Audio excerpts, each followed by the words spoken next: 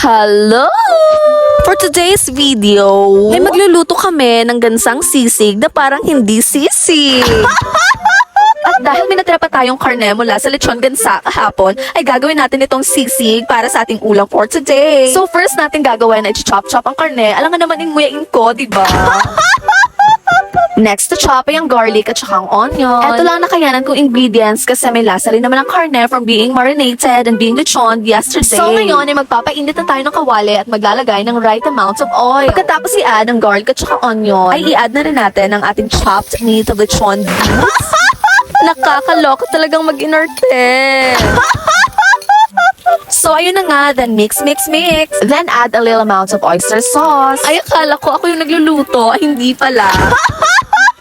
At ngayon, ay lalagyan na ni Honey My Love So Sweet ng egg para magmukha na talaga siyang totoong sisig.